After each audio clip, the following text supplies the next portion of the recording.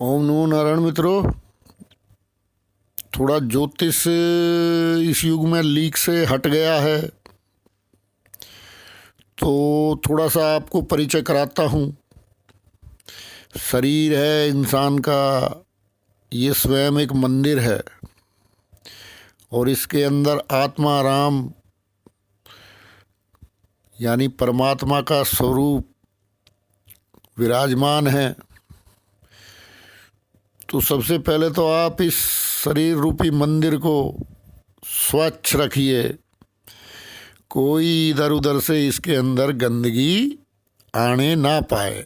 आएगी वो तो खैर हवा चलेगी, कुछ आएगी गंदगी तो हवाएं चलती रहती हैं, लेकिन उसको अगर आप क्लियर करते रहेंगे, साफ सफाई करते रहेंगे इस मंदिर की, तो कोई ग्रह, कोई टोना, कोई टोटका, कोई बुरी शक्ति, कोई नेगेटिव ऊर्जा, कोई भी जो भी आपको सताने वाले हैं वो सब आपसे दूर रहेंगे।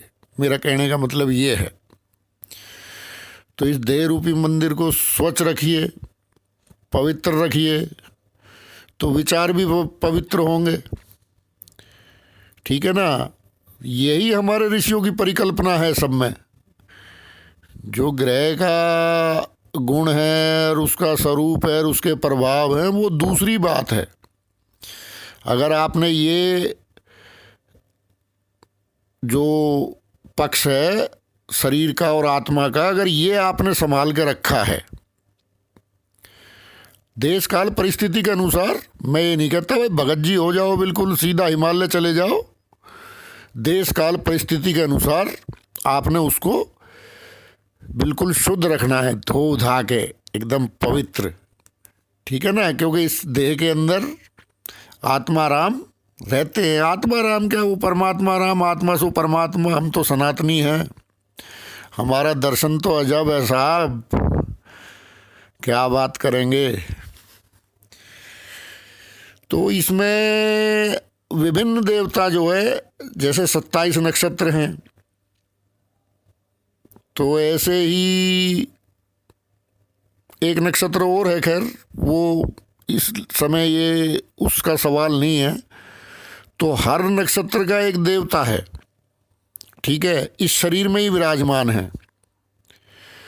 एक मित्र ने कहा था नक्षत्रों पे वीडियो बनाइए, तो पहले तो नक्षत्र समझ लो ना कि नक्षत्र हैं क्या। सब नक्षत्र आपके शरीर में हैं। जब आत्मा राम बैठा है और परमात्मा राम बैठा है जिस मंदिर में, ग्रह नक्षत्र तो दूसरी बात है यार, छोटी सी बात है क्या। ये तो सब उसी की रचना है जो तुम्हारे अंदर बैठा है। गलत कह रहा हूं तो बताओ। वही बैठा है, वही बोल रहा है, वही खा रहा है, वही पी रहा है, वही चल रहा है। जिस दिन वो निकल जाएगा ये ग्रह नक्षत्र भी चलते रहेंगे, खाली मट्टी मट्टी रह जाएगी। क्यों? ये है हमारा सनातन। कहाँ नमस्कार है, नमस्कार है, नमस्कार है हमारे ऋषियों को। दिल श्रद्धा से भर उठता है जब उनकी बातें पढ़ते हैं, सुनते हैं। आप भी पढ़ा करो कोई भी पुराण। मैं इसीलिए बार बार कहता हूँ, कोई भी एक पुराण पकड़ लो, कोई भी एक शास्त्र पकड़ लो, और कुछ नहीं तो गीता जी पकड़ लो।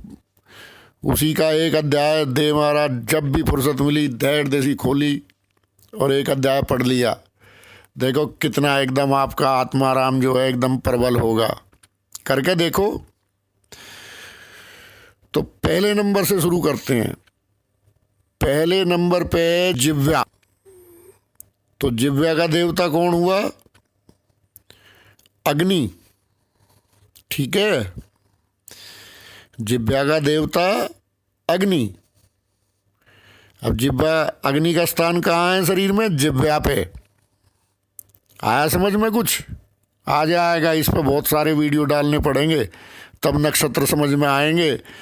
ये खाली गोल धारा बना के नक्षत्र समझाने को तो मैं एक ही वीडियो में समझा देता। फिर दूसरा है प्राण। तो प्राण जो है, प्राण का देवता कौन है? प्राण का देवता वायु। ठीक है, 1 मिनट नहीं रह सकते इसके बिना, वायु के बिना।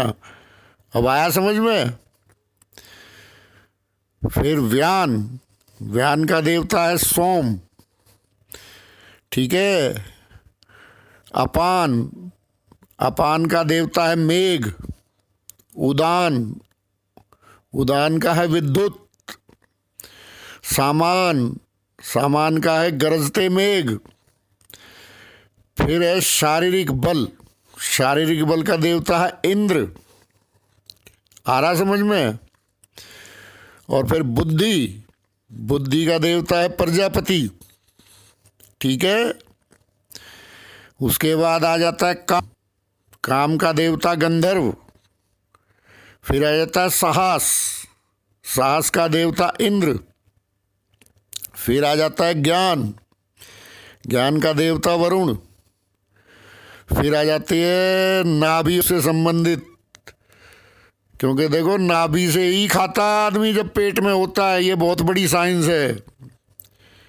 वो मुंह से नहीं खाता।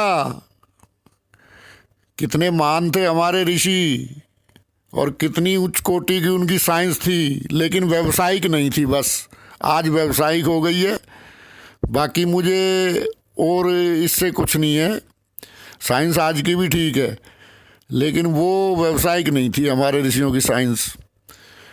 तो देखो पेट के अंदर बालक नाभि से ही भोजन प्राप्त करता है, वो भी एक मुंह है और वो भी एक परंपरा है। कई आपने देखे होंगे कि जी लो जी ये तो कुछ खाते ही नहीं, इनका टेस्ट करवा लिया और ये करवा लिया। अरे भाई हम सब जानता है कौन से रास्ते से कौन क्या खाता है, वो हमें पता है, ठीक है। वो नहीं आएगा किसी भी टेस्ट में, लेकिन वो भोजन पहुंच जाता है जहाँ पहुंचना है, ठीक है।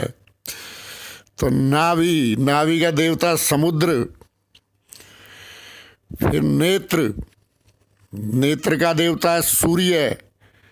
तो अपने नेत्र पवित्र रखो, अच्छी अच्छी चीज़ें देखो, भगवान की तस्वीर देखो, किसी स्त्री को गलत नज़र से मत देखो। देखो तुम्हारा एकदम सूर्य ऊर्जा तुम्हारे अंदर कैसे आती है, ठीक है ना। सुबह सुबह लोटा लेके सूरज के लिए खड़े हैं और फिर दिन भर इधर उधर नज़र ताकते रहे, तो भैया सूर्य तो खराब होना ही है। आई समझ में?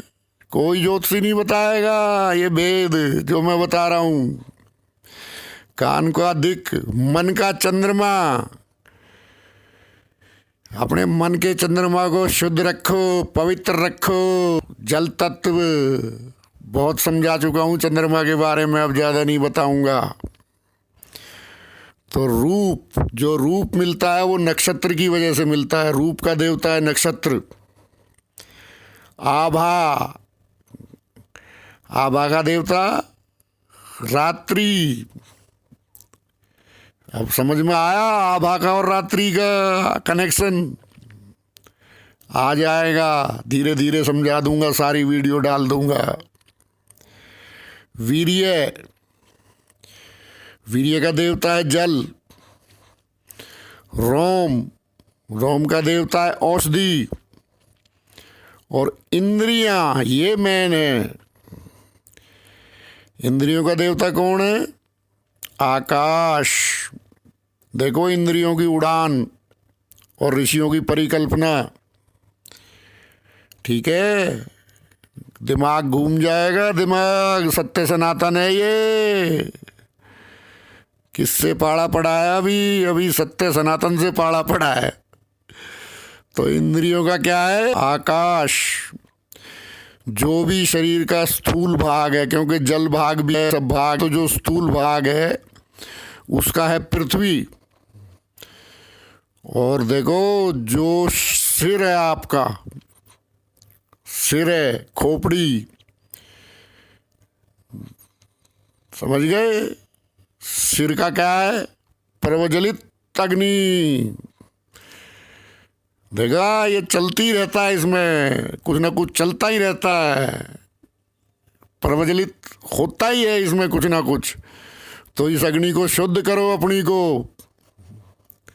आया समझ में? नहीं आया फिर बताऊंगा, कोई बात नहीं, धीरे धीरे। क्योंकि मैं कई वीडियो मैंने लॉक भी करनी पड़ी, वो कहते हैं यार हमारे दिमाग के ऊपर से निकल जाती हैं। अरे भाई सनातनी हो, सनातनी हो, सनातन नहीं जानोगे। खैर इसको भी लॉक कर दूंगा अगर कोई मित्र नाराज होगा तो, लेकिन मेरी बातें वास्तव में ही सर के ऊपर से निकलती हैं यार। इसमें मुझे खुद ही मैं अपनी गलती मान लेता हूँ, और तो क्या करूँ। फिर है पराक्रम। पराक्रम के देवता विष्णु, और विष्णु के भी आपको सहस्त्र रूप मिलेंगे।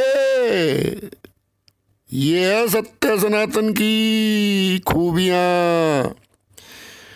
परशुराम भी मिलेंगे या विष्णु के रूप में, कृष्ण भी मिलेंगे विष्णु के रूप में, राम भी मिलेंगे विष्णु के रूप में, और महाविष्णु के रूप में महाविष्णु भी मिलेंगे।